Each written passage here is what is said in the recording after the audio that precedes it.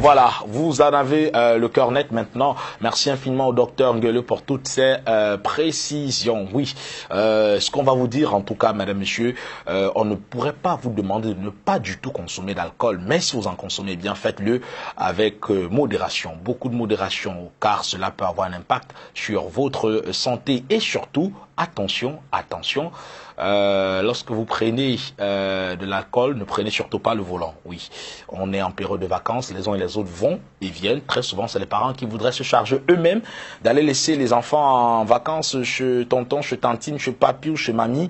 Et on se dit, bon, une ou deux bières au cours de la route, ça ne fait de mal à personne. Cela peut avoir des conséquences énormes. Donc attention, si vous prenez la route, ne prenez pas le volant. Et si vous prenez le volant, ne prenez pas, si vous prenez la route, ne prenez pas d'alcool. Et si vous prenez d'alcool, ne prenez pas le volant en tout cas. Merci bien pour toutes ces réponses. À présent, on va accueillir notre premier invité de la journée. Le présenter nous prendrait près de la moitié du temps qui nous est dédié à passer ensemble. Mais on va simplement dire que notre invité est un journaliste, écrivain. Il est essayiste, poète et il est également internationaliste. Il a également été délégué national, élu au suffrage universel direct par toute la jeunesse au Conseil national de la jeunesse du Cameroun, le CNJC, pour un mandat de 3 ans de 2018 à 2021 davantage. Il est également reçu comme écrivain essayiste, déjà 6 livres à son compteur. Alors, notre invité n'est nul autre que Dibamou André Marie. Bonjour et bienvenue.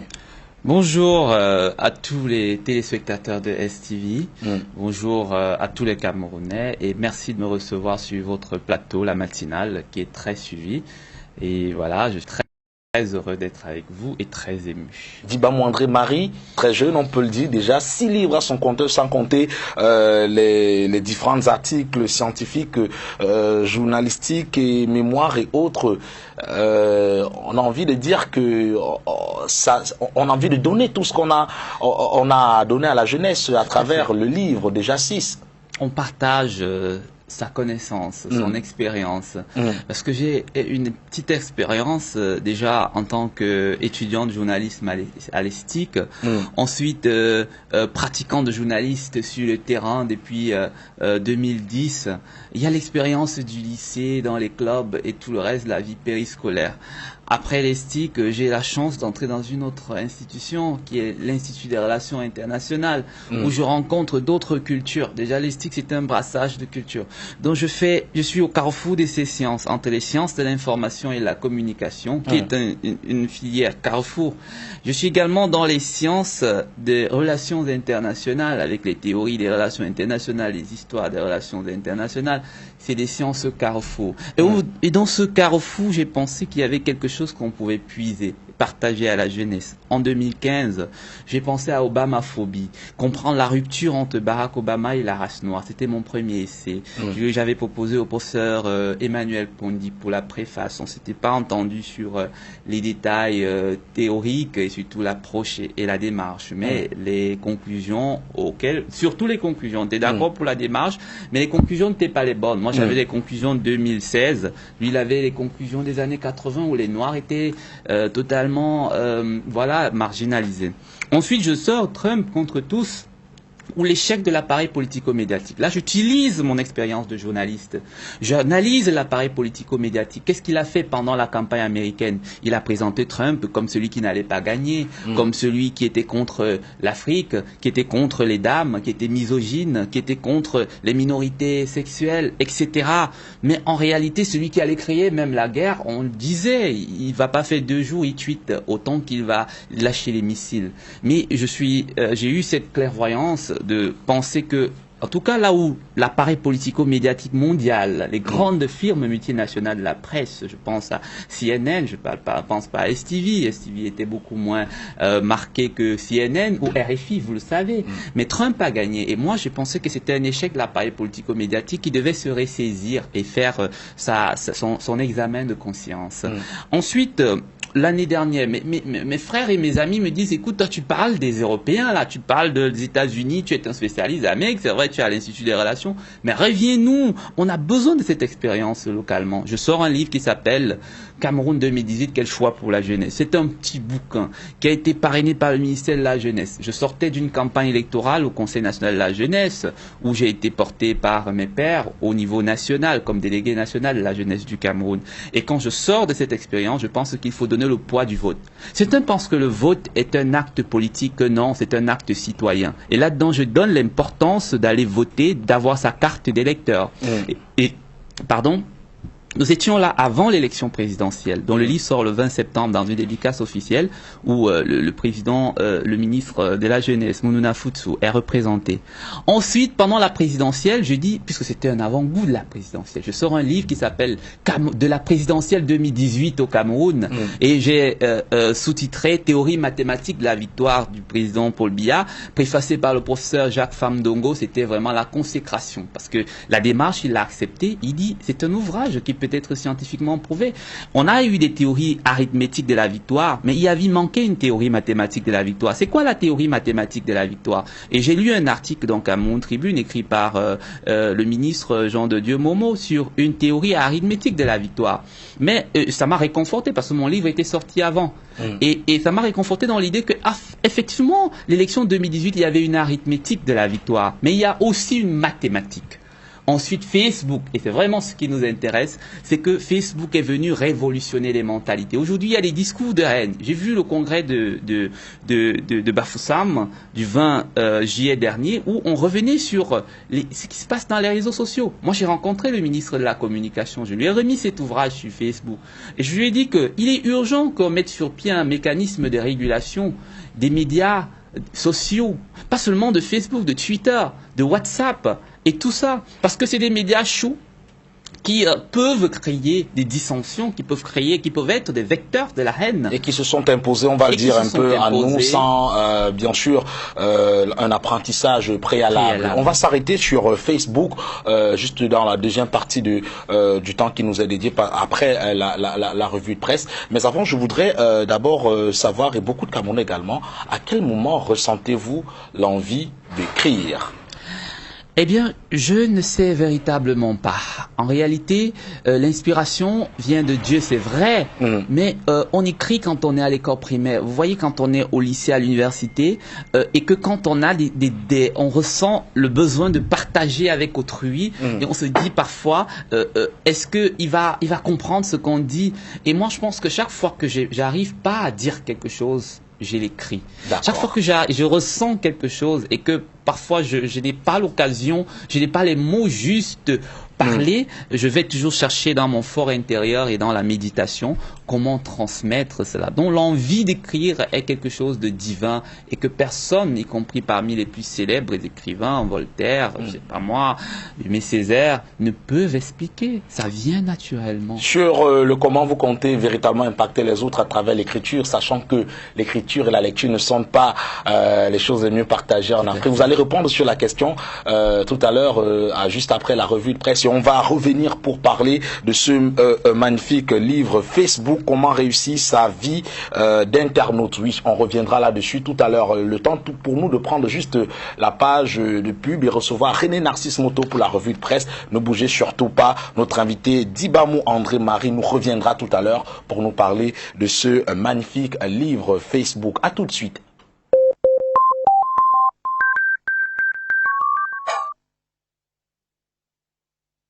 Voilà, Werason, le roi de la forêt, pour cette belle chanson Zenga Luketo avec des tours de rein. Allez, on va passer en sympathique. Bonjour ce matin à Esmeralda Roxane Darak. Je ne sais pas si elle nous regarde sous le ciel de Kinshasa, de Douala ou encore de Dubaï. En tout cas, vous avez le bonjour de Good Morning Cameroun, Esmeralda Roxane Darak. On est toujours avec notre invité de ce jour, André-Marie Dibamou, et avec lui, on va donc s'arrêter sur ce livre, Facebook, comment réussir sa vie d'internaute, un livre qui tombe à point nommé, vu les récents scandales qu'on a sur la toile au Cameroun. Alors, pour ce livre, vous avez presque, on va le dire, fait le tour de la question. C'est un guide, entre guillemets, que chaque utilisateur de Facebook devrait avoir et se rassurer qu'il est dans le bon chemin. Sinon, eh bien, on n'est pas tous, chacun d'entre nous, loin d'un scandale comme ceux qui ont fait les unes il y a de cela quelques semaines ou quelques mois seulement. Vous avez entièrement raison, Étienne. C'est un outil didactique très important qui a 5 chapitres. Le premier chapitre, comment filtrer ses amitiés. Parce que nous sommes tous arrivés sur Facebook en 2004 pour les premiers. Moi, je suis arrivé sur Facebook presque 5 ans plus tard, en 2009, ça fait 10 ans aujourd'hui. C'est une riche expérience que je condense en 5 chapitres.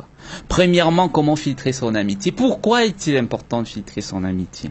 Parce qu'il faut passer de l'ami relationnel à l'ami rationnel. Nous avons tous cherché des amis relationnels sur Facebook. Vous voyez, on a 5000 amis, la course aux amitiés, on court, on accepte toutes les amitiés. On ne les connaît pas, mais parce qu'on a 5000 amis, alors on est intéressant et important. Alors maintenant, il faut rationaliser cela.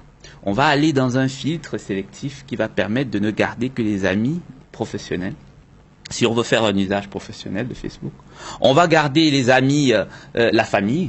Si on veut faire un usage familial, on va garder les camarades de classe si on veut faire un usage personnel. Donc ça dépend de l'usage que l'on veut faire de ces réseaux, que l'on veut faire de Facebook. C'est pourquoi il est important de filtrer les personnes qu'on laisse entrer dans sa maison. Facebook, c'est comme son numéro de téléphone. Vous n'allez pas le donner à tout le monde et vous n'allez pas vous laisser appeler à tout moment par tout le monde. Donc à partir du moment où on n'a pas encore intégré que Facebook est notre propriété, est notre maison, on va la laisser comme ça. Vous avez des profils qui laissent couler des immondices à longueur de journée. Vous avez des personnes qui ont tellement d'amis, mais en réalité, dans la vie réelle, ils sont tout seuls. On les connaît même pas. Et quand ils font des publications, je sais pas si ces amis-là sont là. Je pense surtout à des moments de difficulté pour leur envoyer des messages de compassion. Il y en a qui vous envoient des likes lorsque vous avez perdu un être cher, parce qu'ils ne savent pas comment ça fonctionne. Il y a toutes ces choses-là. Ensuite, il y a un deuxième chapitre qui est très intéressant. Revenons sur le premier chapitre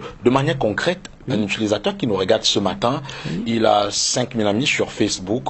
Comment peut-il faire de façon concrète pour passer de la course aux amitiés, au tri sélectif? Comment va-t-il faire? Il va commencer, cet utilisateur, par se poser des questions sur chaque profil.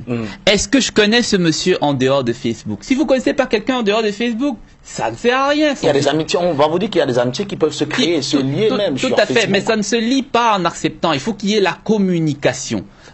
Donc c'est ça la deuxième question. Est-ce que je communique avec cette personne? Un ami que vous ne connaissez pas, vous avez accepté 5 000 depuis 4 ans, vous n'avez jamais communiqué. Mais envoyez-lui donc le message en premier. Dieu dit, gare, mon ami, on est là depuis 5 ans, tu m'as jamais dit bonjour, qui tu es? Allons créer l'amitié. Mais il peut vous dire, écoutez, moi je suis pas intéressé par une amitié avec vous, encore qu'on ne sait pas où ça peut mener. Donc si c'est un homme ou c'est une femme ou c'est un monsieur, vous avez des comptes officiels par exemple. J'ai expliqué comment on poursuit des comptes officiels. Il y en a qui posent leurs problèmes sur Internet, qui en profitent pour le faire. Si c'est pas là où je résous les problèmes, moi je vais jamais lire votre doléance par exemple. Donc celui qui est à la maison et qui m'écoute actuellement, pour passer de cette abondance de 5000 amis à un tri sélectif, il doit commencer d'abord par se poser les questions. Est-ce que je connais ce monsieur en dehors de Facebook? Là, tout ce qu'on connaît en dehors de Facebook d'office, c'est des amis, on les garde. Est-ce que j'ai déjà communiqué avec lui? Tous ceux avec qui nous avons déjà eu à échanger, même professionnellement, même bonjour, et qui a déjà eu à accepter de communiquer avec vous, vous Messenger, alors vous l'acceptez, il est votre ami. Par contre, toutes ces personnes qui n'ont pas de photos sur leur profil, tous ces faux profils, alors on aborde le cas des faux profils. Ces personnes, ces entreprises, ces multinationales qui parfois sont simplement copiées par d'autres personnes, vous n'avez rien à faire avec eux, ils vont jamais vous répondre. Il y a des Caucasiens, des Français qui vous proposent un tas de trucs, mais en réalité, il n'y a personne derrière. Mais ça sert à quoi d'avoir 5000 amis comme ça que vous ne voyez pas et que vous ne connaissez pas, je veux dire surtout. D'accord. Au-delà des amis, maintenant, vous avez parlé dans ce livre également de la publication, l'art de la publication. Il faut passer de la publication démesurée à la mesure de la publication. Comment comprendre cela de façon concrète? Alors, c'est Cyril Cornéli qui le disait assez bien. Il a dit ceci: mieux vaut écrire pour soi et pas avoir de public, plutôt que d'avoir un large public et ne plus être soi. Donc, quand on publie d'abord pour soi. C'est une thérapie personnelle. C'est pourquoi ce que vous devez publier doit être mesuré. Vous devez vous poser un certain nombre de questions et nous le verrons plus tard. Est-ce que ma publication va nuire? Est-ce que ma publication dérange? Est-ce que ma publication est polémique? À ce moment-là, vous aurez publié non pas pour attendre un buzz, non pas par réaction. On ne publie pas en réaction. On partage son opinion parce que Facebook est un média d'opinion par rapport au vôtre qui est un média d'information, est un média classique.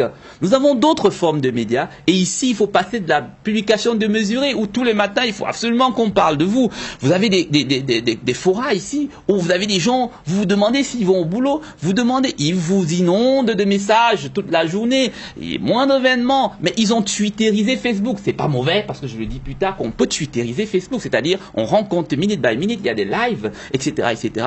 Mais il faut qu'à un moment donné, on atteigne le quota d'un jour, une publication. Ça, c'est l'idéal pour ce qui est de la mesure de la publication, c'est-à-dire la publication rationnelle, si on veut parler de l'amitié rationnelle. Et non 10 000 publications par jour dont on ne sait même pas si les uns et les autres prennent connaissance, lisent et autres. Il y en a qui font des likes même sur des publications sans avoir lu le contenu. Et puis quand tu lui dis merci d'avoir aimé ma publication sur mon nouveau bar, ah bon, t'as ouvert un nouveau bar? Et pourtant, il a liké. Il a déjà aimé. Il n'a même pas lu. Il regarde simplement et puis il like. Alors, on parle d'autre chose. Comment suivre les groupes et comptes célèbres? Il faut dire que vous avez parlé, on va le dire un peu comme le chef de l'État, entre être un follower passif et un follower actif. J'ai été inspiré par son discours sur les followers passifs. Et il a totalement raison. C'est quoi la différence entre un follower passif? C'est comme son nom s'indique, c'est un consommateur.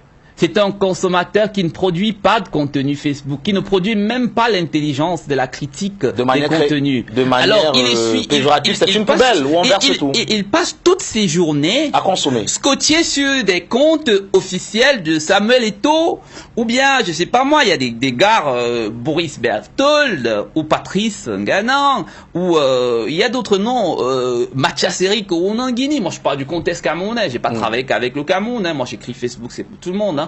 Donc en France, partout ailleurs, il y a des lanceurs d'alerte, il y a des gens célèbres. Pougala également, qui est un très grand économiste, draine une foule immense. Il y a des artistes qui drainent les foules de personnes qui, à un moment donné, comment ils vont passer du suivisme passif à un suivisme actif, ce que le chef de l'État, vous l'avez dit vous-même, les followers passifs, c'est ceux qui consomment. Et quand ils discutent avec vous, vous avez l'impression que vous lisiez un papier sur Facebook. Il vous donne des arguments des autres. Il vous dit ce que le professeur de Facebook sur sa page a développé. Sur le franc CFA, il n'a pas d'opinion. Sur la protection des minorités, il n'a pas d'opinion. Sur l'organisation de la CAN, c'est ce qu'il écoute sur les médias, parce qu'il n'a pas le temps de voir la télé déjà, il est soit étudiant, soit ailleurs. Donc, il n'a qu'à lire ce que dit Mathias Eric Onanguini. Et prendre cela pour vérifier. Et donc, il dit, ah ben là, moi je suis d'accord avec lui. Mais je dis que dans la formation de l'opinion, c'est une étape tout le monde passe par là. Mais il faut bien qu'un jour arrive où on sorte de cette prison, de cette boulimie. On n'est plus un relais naïf systématique et on devient un critique et on observe. On accepte de ne pas être d'accord avec vous, mais d'être sur le même plateau que vous. Vous avez publié hier quelque chose, faute ras-le-bol. Moi, je me souviens sur Internet, j'ai dit qu'on pouvait organiser une Coupe du Monde. D'ailleurs, je m'en excuse. On peut pas organiser la Coupe du Monde avec nos stades. Au moins, on peut abriter une poule. À défaut, on peut abriter une poule. On a des stades qui sont intéressants. Mais ça fait le buzz sur Internet. Et je vous dirai pourquoi plus tard. Qu'il faut résister au buzz. Mais je vous dis, pour ce qui est de la critique des choix, c'est qu'à un moment donné, des personnes, quand ils vont sur Internet, ils ne font même plus le choix de leur domaine d'expertise. C'est vrai que c'est un domaine carrefour. Mais il faut trier ce qui entre en vous. Parce que ça peut vous intoxiquer. Le trou plein. Donc il faut devenir un contributeur actif, comme l'a dit le président. Et non en une minute, un mot sur les faux profils et la cybercriminalité. Il y a beaucoup de faux profils. Il y a la cybercriminalité également. Pendant que d'aucuns créent des richesses sur Facebook, d'autres deviennent pauvres, s'appauvrissent ou encore se font escroquer. Comment faire le tri et comment ne pas tomber dans ces Simplement, il faut trier ses amitiés. Si vous avez trié les amitiés, vous êtes à l'abri des faux profils. Maintenant, s'il y a des faux profils qui arrive, ça dépend de l'utilisation que vous faites. Si vous avez fait une utilisation professionnelle à dominance commerciale ou commerçante de Facebook, soyez sur vos gardes parce que c'est de l'argent qui circule là. D'accord. Voilà. Alors un dernier mot peut-être à tous ceux qui vous ont regardé ce matin pour retrouver tous ces livres-là, les acheter, pourquoi ne pas les lire Tout à fait. Avant d'y venir, permettez-moi en 30 secondes de leur dire le dernier chapitre sur voilà comment réussir sa vie d'internaute, c'est 2 choses essentielles. Je m'adresse aux téléspectateurs. C'est premièrement rester vrai sur Facebook, c'est-à-dire avoir un seul compte utilisateur à la fois. Ne cédez pas à la tentation de créer un deuxième compte. Deuxièmement, il faut ne pas nuire également, c'est-à-dire éviter et résister au buzz, parce qu'il y a une tentation forte d'être réactionnaire. Et ne pas nuire, c'est quoi? C'est utiliser les fonctions traditionnelles des médias, c'est-à-dire informer d'abord, éduquer et divertir. Lorsque vous vous informez, vous éduquez, que vous divertissez dans vos commentaires, dans vos partages ou dans vos publications, vous êtes d'accord. Dans le livre, vous pouvez le trouver à Yaoundé parce qu'il y a un seul lieu de distribution, c'est à Yaoundé au château de Ngouaïkélé. En tout cas, vous pouvez appeler simplement l'auteur, on va vous orienter, nous sommes en pleine période de promotion. Vous venez simplement à Spectrum Télévision, on va vous orienter vers André-Marie Dibamou. En tout cas, merci d'avoir fait un arrêt ici ce matin pour nous parler de votre belle expérience d'écrivain. On espère simplement maintenant que les uns et les autres, autant ils passent toute leur journée sur leur téléphone pour lire, ils prendront également la peine de prendre un de vos livres et de le lire. On rentre dans la deuxième partie de ce programme Good Morning Cameroun avec les infos du jour. Ne bougez surtout pas.